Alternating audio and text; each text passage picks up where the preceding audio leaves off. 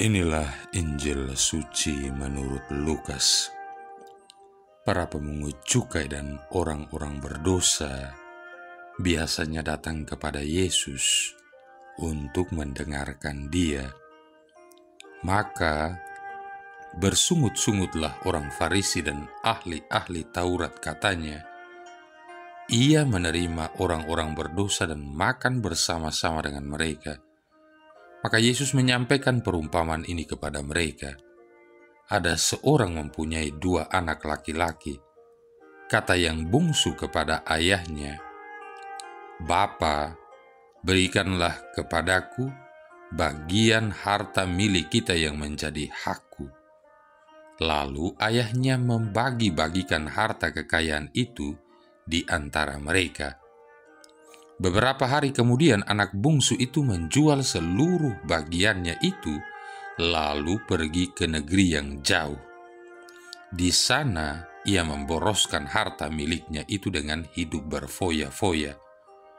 Setelah dihabiskannya harta miliknya, timbullah bencana kelaparan di negeri itu, dan ia pun mulai melarat. Lalu ia pergi dan bekerja pada seorang majikan di negeri itu. Orang itu menyuruhnya ke ladang untuk menjaga babi. Lalu ia ingin mengisi perutnya dengan ampas yang menjadi makanan babi itu, tetapi tidak seorang pun yang memberikan kepadanya.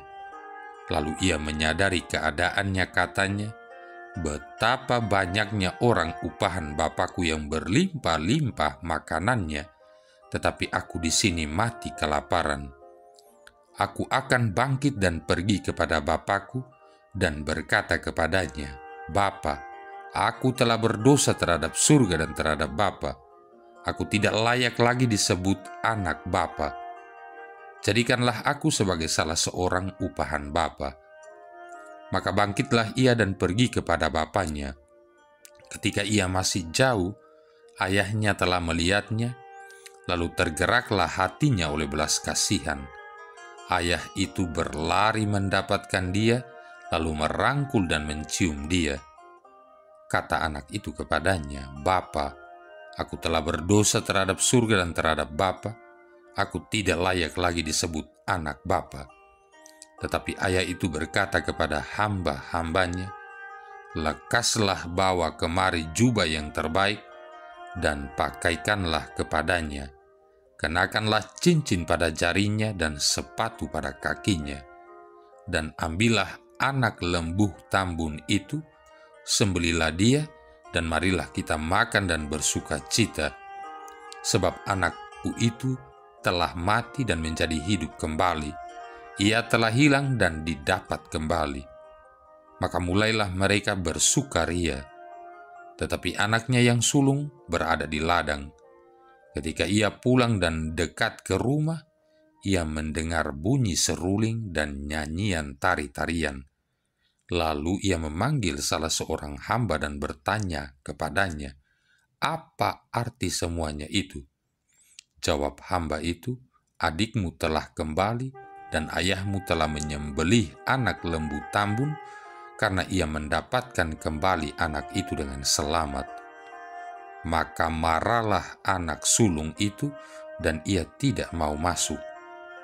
Lalu ayahnya keluar dan berbicara dengan dia, tetapi ia menjawab ayahnya, katanya, "Telah bertahun-tahun aku melayani Bapa, dan belum pernah aku melanggar perintah Bapa. Tetapi kepadaku belum pernah Bapa memberikan seekor anak kambing pun untuk bersuka cita dengan sahabat-sahabatku. Tetapi baru saja datang anak Bapa yang telah memboroskan harta kekayaan Bapa bersama dengan pelacur-pelacur, maka Bapa menyembelih anak lembu tambun itu untuk dia." Kata ayahnya kepadanya, "Anakku, engkau selalu bersama-sama dengan aku, dan segala kepunyaanku adalah kepunyaanmu. Kita patut bersuka cita dan bergembira, karena adikmu telah mati dan menjadi hidup kembali. Ia telah hilang dan didapat kembali." Demikianlah sabda Tuhan. Saudara-saudari yang terkasih, ketika memutuskan untuk pulang, anak bungsu yang terlunta-lunta itu sebenarnya sudah siap bila nanti diperlakukan sebagai budak. Ia memang sudah kehilangan hak sebagai anak. Namun apa yang terjadi? Ketika melihat dari jauh anaknya ini datang kembali, sang ayah justru lari tergopoh-gopoh menyongsongnya. Bahkan sebelum anak itu sempat mengucap minta ampun, sang ayah sudah lebih dahulu memeluk dan menciumnya. Dua hal ini tidak biasa. Masakan orang tua yang terhormat seperti sang ayah itu harus berlari-lari? Palingan ia hanya akan mengirim orang suruhan untuk menjemput. Masakan dia juga tidak membiarkan dahulu anak itu mengutarakan rasa sesalnya terlebih dahulu. Pembaca atau pendengar perumpamaan ini tentu terhenyak dan berpikir, dan disinilah letak dari warta perumpamaan itu. Kita sekalian diajak untuk menyadari bahwa Tuhan yang diperkenalkan oleh Yesus itu bertindak seperti sang ayah yang pengampun dan pemurah. Teologi pendosa mesti dihukum dan orang baik mesti diberikan pahala tidak mencukupi sama sekali untuk memperkenalkan Tuhan yang seperti digambarkan oleh Yesus dalam Injil hari ini.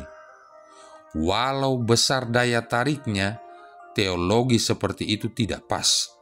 Hanya akan membuat orang merasa terus-terusan menyesal seperti si bungsu, atau hanya akan membuat orang merasa kesal melulu seperti si anak sulung. Jadi sebenarnya perasaan tersinggung orang-orang Farisi dan ahli kitab didasarkan pada semangat teologi ini, yakni pendosa mesti dihukum dan orang baik mesti diberikan pahala. Oleh karena itu Yesus yang bergaul dengan orang-orang yang tersisi dan dicap pendosa karena ia sesungguhnya mau menghadirkan Tuhan sebagai ayah yang baik, bukan Tuhan yang baru mau mengampuni setelah menghukum orang sampai kapok. Saudara-saudari yang terkasih, dalam Injil tadi anak sulung itu marah dan tidak bersedia masuk ke dalam rumah untuk ikut berpesta. Lalu apa yang terjadi? Ayahnya keluar menemuinya dan membujuknya.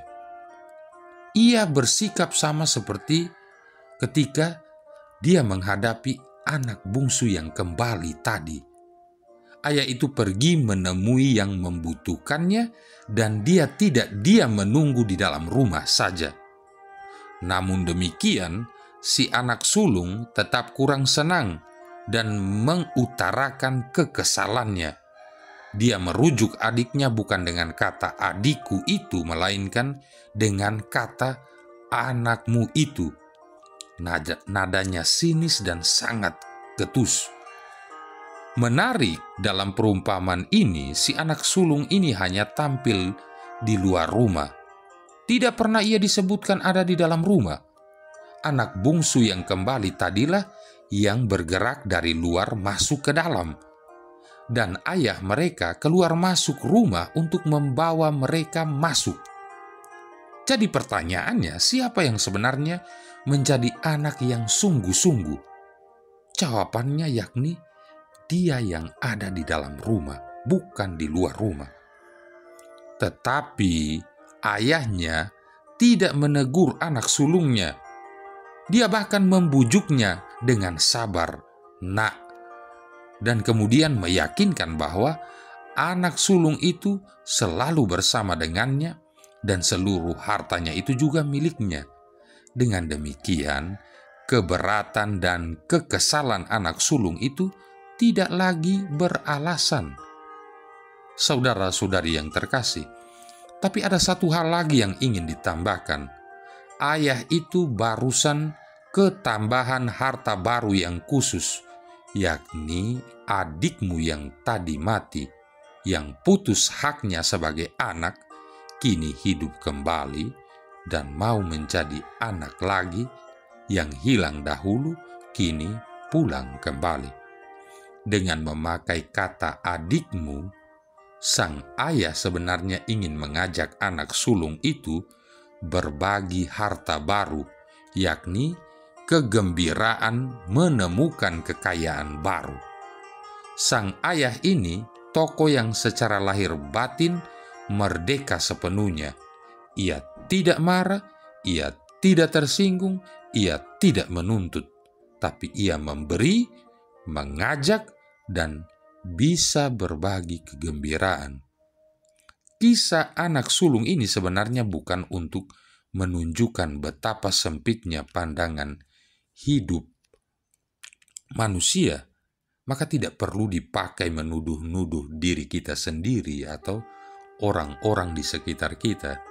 Karena Yesus juga tidak memakainya untuk membuat karikatur orang Farisi dan ahli kitab. Yesus hanya mau mengajak supaya mereka bernalar. Gambaran itu dipakai untuk menonjolkan betapa besar perhatian sang ayah. Mengenal tokoh sang ayah ini akan membuat kita manusia semakin memikirkan kebesaran dan kerahiman hati Tuhan. Saudara-saudari yang terkasih, riwayat anak bungsu dan anak sulung dalam Injil kali ini juga membantu kita untuk mengerti kebesaran dan kerahiman Tuhan.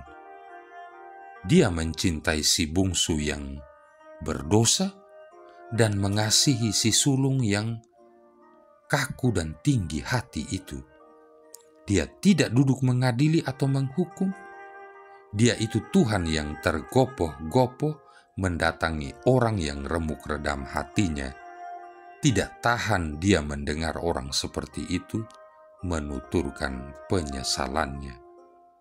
Lantas, bagaimanakah dengan kita? Marilah berdoa.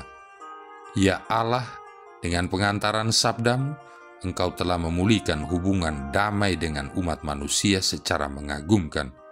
Kami mohon, berilah agar umat Kristiani dengan cinta bakti yang penuh semangat dan iman yang hidup, bergegas menyongsong hari raya yang akan datang.